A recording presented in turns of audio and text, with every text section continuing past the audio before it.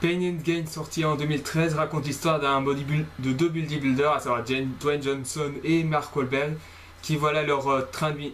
Donc, dont l'un, qui est Mark Wahlberg, sa vie de bodybuilder ne suffit plus et décide de posséder tous les biens d'un certain Victor Kershaw, avec l'aide de Dwayne Johnson et d'un certain qui s'appelle Paul et de notre ami Adrien, bien pour le faire, mais ça ne suffira pas. Un film qui apparemment s'inspire d'une histoire vraie, dans laquelle ce film a eu beaucoup de...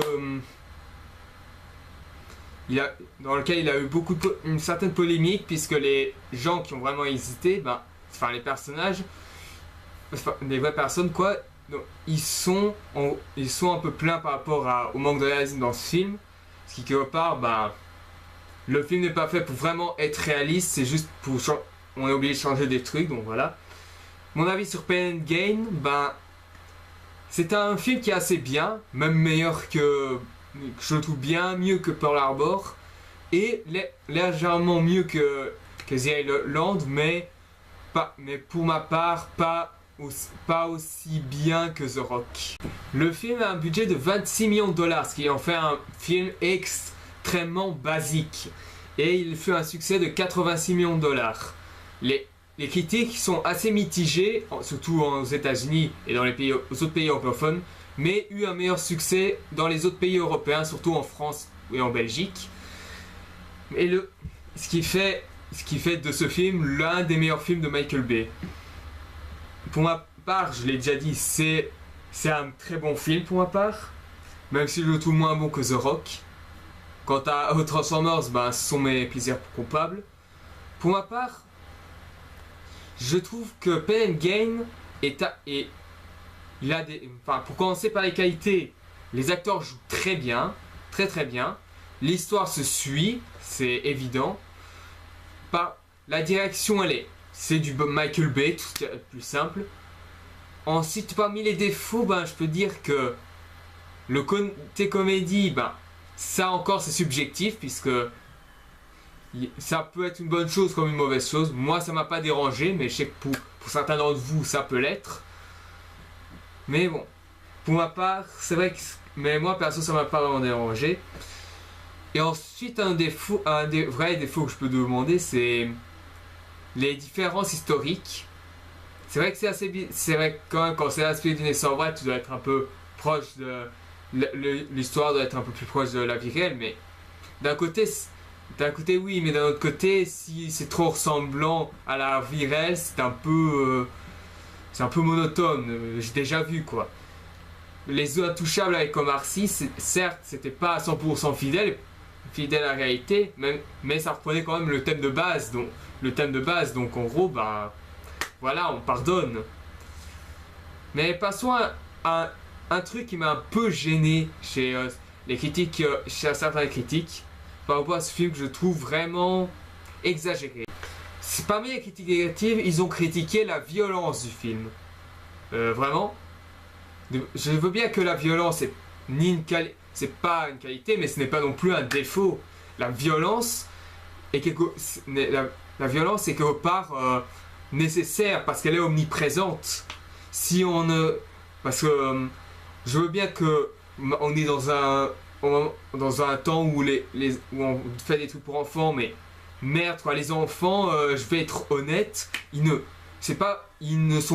a des films qui sont pas destinés, je veux dire. Je prends par exemple, quand je prends par exemple des films comme Number 9, avec le film d'animation bien sûr, d'un côté oui, c'est un film d'animation, mais le message et la façon comment c'est traité l'histoire, c'est plus pour les adultes.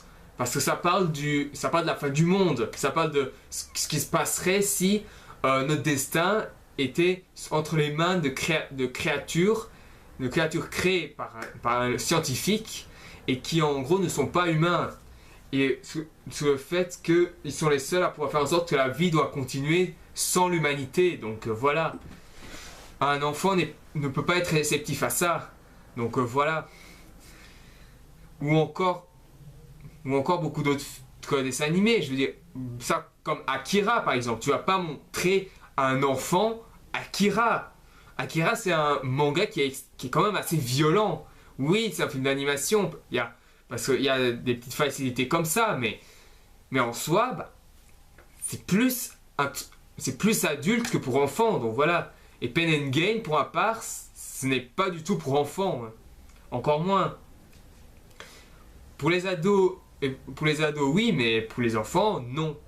Je pense pas. La violence, pour moi, c'est juste un effet de style. Il faut le savoir comment l'utiliser. Si la violence est aseptisée, on peut dire que c'est pour les enfants et aussi pour les adolescents qui sont pas trop fans de ce genre de violence.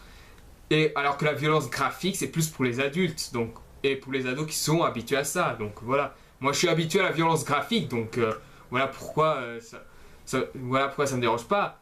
Mais après, je ne suis pas contre la violence aseptisée, mais c'est juste que voilà, faut pas considérer la violence comme étant un défaut. Pour ma part, voilà, l'histoire suit bien, il y a des bons retournements. C'est celui où il y a moins d'explosions, ce qui m'a beaucoup surpris parce que Michael Bay, on est tous d'accord, c'est le gros cliché qu'on a de Michael Bay, c'est qu'il surabuse des effets spéciaux et des explosions. C'est ça. Bah ici, j'ai l'impression que il voulait un peu se rapprocher d'un cinéma d'auteur. Ce qui n'est pas un mal en soi, mais bon. Ici, on peut dire qu'il s'est bien débrouillé, mais bon, ça n'a pas empêché, bien sûr, ces mêmes stéréotypes de se balader. Donc voilà.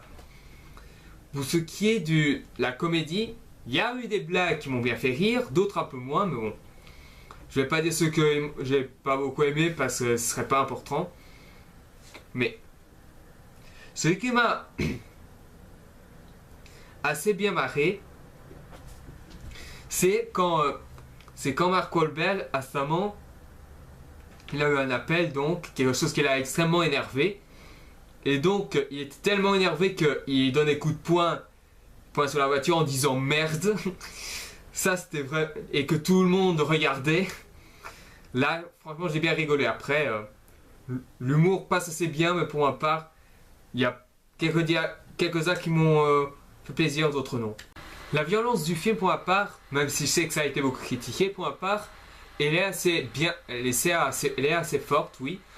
Pour ma part, quand même, la façon comment Adrien, Paul et Daniel, voilà, le nom de personnage principal, celui-ci, Daniel, Hugo, c'est celui que je rappelle moi. Je suis toujours essayé de accompagner mon orateur pour cela, donc voilà. Donc Daniel Hugo ainsi que ses amis, Adrien et Paul, ce qu'ils doivent faire pour prendre possession des fortunes de Victor Kershaw, ben, ils doivent kidnapper, faire de l'extorsion et ainsi torturer, voire même les tuer, juste pour arriver à leur but. C'est... voilà. Comme ça dit le nom Pain and Gain ou No Pain No Gain, c'est pas de souffrance, pas de bien, donc voilà. Je sais quand on regarde l'affiche, c'est assez patriotique, mais en soi, c'est un peu la marque de fabrique j'allais dire Luc Besson, c'est de Michael Bay, donc voilà. Pour ma part, les scènes d'action, ben, elles sont assez bonnes, même si je les trouve moins haletantes que dans les Transformers ou dans The Rock et Bad Boys. Mais pour ma part, ça m'a bien fait plaisir. Et ensuite, pour les acteurs, bon, comme j'ai dit, Mark Wahlberg et Dwayne Johnson, pour moi, ce sont les meilleurs acteurs du film. Franchement, ils jouent super bien. Les autres acteurs n'ont pas à rougir, ils sont très bons aussi. Sinon, voilà. À part le seul défaut que j'ai, c'est juste que c'est l'humour, mais bon. Donc voilà, j'ai pas grand chose à dire sur Pain and Gain. Pour ma part, c'est un bon film, à voir absolument. C'est sûr que si vous en avez un peu marre de tous les genre Transformers, Bad Boys, ça, ben Pain and Gain pourrait peut-être être pour vous, puisque, bon, même si on a toujours ce côté patriotique, ben, au moins Michael Bay change un peu, donc voilà. Et ça, c'est bien fait. Donc voilà, pour Pain and Gain, maintenant passons à son dernier film qui est sorti, Transformers 4, l'âge de l'extinction, pour terminer cette rétrospective.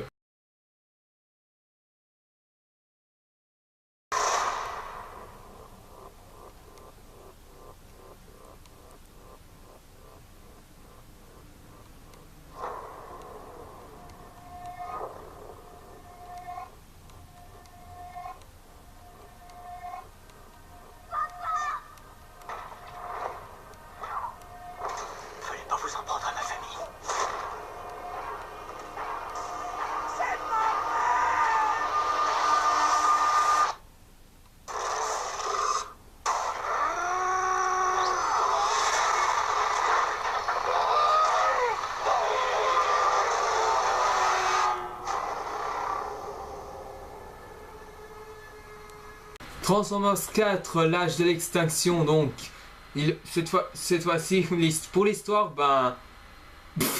Putain. Je viens juste de le voir en cinéma, mais le scénario, c'est à mourir de rire.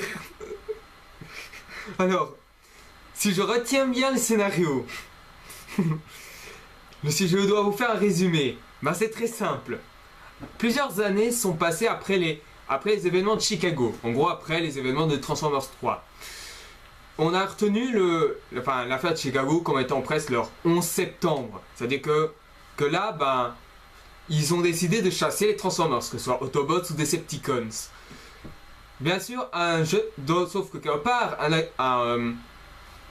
il y a un inventeur joué par Mark Wahlberg, qu'on a revu dans Pain and Gain, qui crée des inventions pour pouvoir les vendre et gagner beaucoup d'argent pour sa famille. Seulement voilà, ben, lors d'un théâtre en ruine, il trouve un camion qui semble être Optimus Prime. Il le réactive, Optimus Prime, ce qui malheureusement, ben, ça a fait venir les gars de la CIA qui veulent arrêter à tout prix, tout comme les autres Autobots, quoi. Et que apparemment on se rend compte qu'un personnage interprété par Stanley Tucci qui veut utiliser qui a utilisé les dépouilles de Megatron pour faire des nouveaux Transformers, c'est qu'avec les nouvelles technologies qu'ils ont trouvées, à savoir un métal qui peut se modéliser en gros, et bien sûr, on n'oublie jamais qu'un méchant Transformers du nom de Lockdown, qui est un chasseur de primes, qui cherche Optimus Prime pour le tuer une bonne fois pour toutes. Mais c'est pour ça, ben, il doit s'allier avec le mec de la série qui pourtant lui était du côté du fait qu'il faut bien sûr arrêter de faire partie des Transformers. Voilà, le scénario c'est ça. Donc niveau subtilité, vous pouvez toujours courir. Pour le succès du film, avec un budget de 210 millions de dollars, soit beaucoup moins que le le troisième volet, le film sera un gros succès avec ses 1,777 milliard de dollars dans le monde. Mais comme les suites de Transformers, la réalisation sera très négative. Parmi les négatives, c'est dit que c'est principalement le jeu de certains acteurs, la réalisation, la longueur, 2h40, et bien sûr l'écriture. Moi perso, pour le scénario, je suis jamais intéressé aux Transformers par le scénario, donc voilà.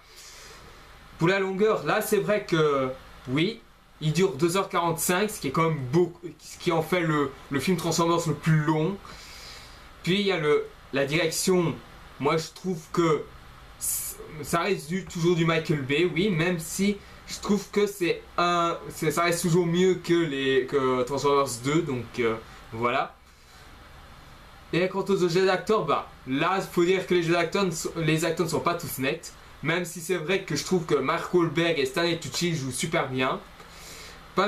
Et c'est l'un des points positifs que les critiques professionnels ont donné. Moi je trouve que c'est aussi un point positif. Puis ensuite les effets spéciaux, pour moi nickel, c'est super beau, ça reste comme ça. Même si c'est vrai que niveau réalisation, même si c'est du Michael Bay, on dit que ça ressemble à un truc télé, ce qui n'est pas faux, mais pour moi c'est pas vraiment un mal.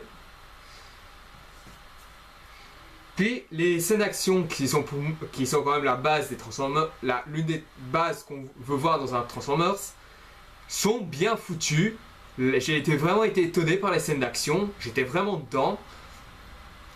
Après, ce qui est un peu dommage, c'est peut-être la longueur du film. Et aussi les gros points du scénario qu'il faut retravailler parce que franchement... Parce que, quand même, le mec de la CIA, pour chasser les Transformers, il fait une alliance avec un Transformers, en gros Lockdown, qui est pour ma part l'un des meilleurs personnages de tout le film, pour chasser les Transformers. s'allier avec un Transformers pour chasser les Transformers. C'est comme si Jules César utilisait des Gaulois pour tuer des Gaulois. C'est n'importe quoi. Parce que si Jules César utilisait des mercenaires gaulois ou germains, c'était tout simplement parce que pour faire la reconnaissance du terrain, ce n'est pas pour les utiliser pour tuer. Alors qu'ici, franchement, c'est un peu du n'importe quoi. Là, c'est vraiment un point du scénario qui est vraiment à retravailler. Parce que s'il voulait faire une alliance, je sais pas, à la limite que le mec de la CIA, le méchant, c'était vraiment quelqu'un de complètement désillusionné, quoi. Que le fait qu'il voulait vraiment ne plus voir de Transformers et que finalement il est obligé de se mettre avec un Transformers. Donc voilà. Parmi les scènes d'action, comme j'ai dit, mes scènes d'action préférées, le combat final, très jouissif. La scène de l'Asie qui, même si je trouvais moins apocalyptique dans Transformers 3, est sympa. Galvatron, que même si je trouve qu'on a encore repris le truc de Megatron, franchement, quand est-ce que Megatron va nous laisser tranquille? Ça fait plus 4 films qu'il y ait. Est-ce qu'il peut pas nous laisser en paix? Parmi les autres points positifs, bon, et désolé pour l'énervement, mais bon. Optimus Prime s'inspire de la version G1, si c'est comme ça qu'on appelle. Franchement, Optimus Prime est bien fait. Franchement, je n'attends que ça. Tous les Autobots sont bien faits, ainsi que les Decepticons. Pour ma part, c'est vrai que même si je sais que j'aime bien ce film, il est bien inférieur au premier et au troisième volet. Enfin, pour moi, ce n'est pas le plus faible de la série. Pour moi, le plus faible, c'est le 2. Mais voilà, quoi, je veux dire. C'est surtout tous ces points du scénario. Après, on peut faire abstraction, mais pour ma part, bien, oui, j'ai fait abstraction quand j'ai regardé le film, parce que j'ai pris du plaisir, mais voilà. Mais bon, pour ce qui est des Autobots, on a des nouveaux qui sont arrivés, dont un avec avec un long manteau qui tire des parachutes derrière lui, avec des gros canons. On a un Transformer Samouraï avec 2 épées dans laquelle il peut se transformer en hélicoptère. Sympa. Et sans oublier la grande nouveauté du film, les Dinobots. Les Dinobots, franchement, c'est sûrement ce qu'il y a de plus réussi. C'est sûrement les personnages les plus réussis du film. Ce qui est un peu dommage, bon, c'est peut-être leur durée, plus d'une demi-heure, ce qui est quand même pas beaucoup. Pour un film de 2h45. Déjà que Venom dans Spider-Man 23 durait que 10 minutes, donc voilà. Mais bon, après, je sais pas si c'est un point positif, mais il y a des clins d'œil. Je sais pas si c'est un point positif, pour ma part, j'ai l'impression que c'est presque une malédiction. Posée sur moi, juste parce que je suis pas fan de ce truc, malgré que je reconnais les qualités, mais qui continue toujours à me poursuivre. C'est le fait que on a fait une référence à My Little Pony Friendship is Magic. On voit à un moment un personnage qui tient une peluche Rainbow Dash, qui est l'un des personnages préférés selon les fans de la série. Serait-ce peut-être un petit clin d'œil au fait qu'il y aura la suite d'Equestria Girls? Peut-être, possible. Ou alors peut-être un petit clin d'œil pour la saison 4 ou la saison 5? Peut-être. Mais bon. Bon, à part, j'ai presque l'impression qu'ils vont continuer encore longtemps pour me hanter. Et franchement, ça risque de me déplaire. Mais voilà. Là, un autre point que je trouve qui est utilisé, mais qui pour ma part fait tâche, c'est que le personnage Stanley Tucci utilise des morceaux de Megatron ainsi que d'autres Autobots ou des sitcoms morts pour créer leurs propres Transformers. Pour ma part, oui, c'est une idée. C'est une idée sur le fait que les humains n'ont plus besoin des Transformers, mais voilà quoi, je veux dire. Mais dans ce cas alors, pourquoi avoir mis cette histoire du fait que les Transformers sont traqués alors? Je veux dire, quelque part, oui, le fait qu'ils n'ont plus besoin de Transformers parce qu'ils ont vaincu les Decepticons, des Autobots parce qu'ils ont vaincu les Decepticons, ça peut être une idée, mais pourquoi garder l'idée de les traquer et de les traquer comme des bêtes pour les tuer. Donc voilà, à quoi l'intérêt. Mais bon. Revenons sur Lockdown donc.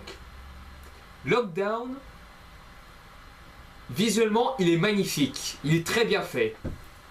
J'ai bien aimé comment son visage se transforme en canon. Vraiment classe.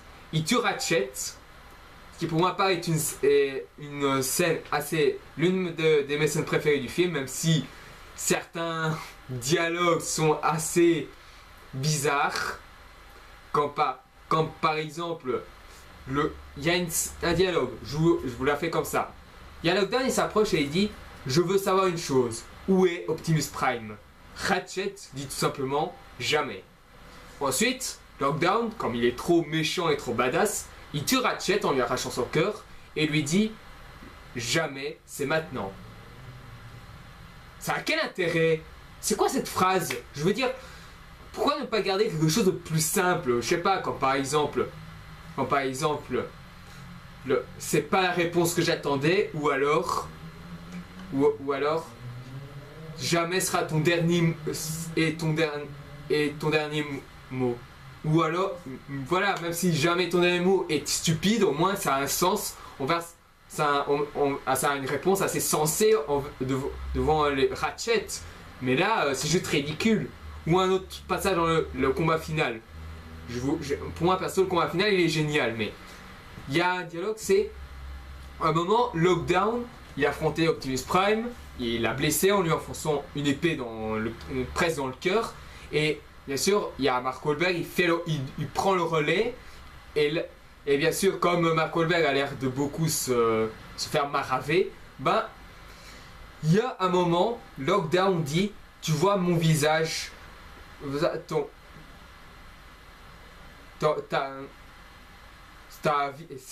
répète, tu regardes mon visage, ta vie est faite ou ta vie est terminée. »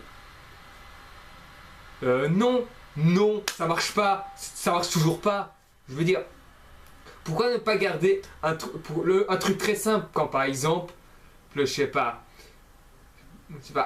tes amis, les autres humains, je me débarrassais de Optimus Prime, des Autobots et des humains, après s'est débarrassé après ta mort, ou alors ta mort sera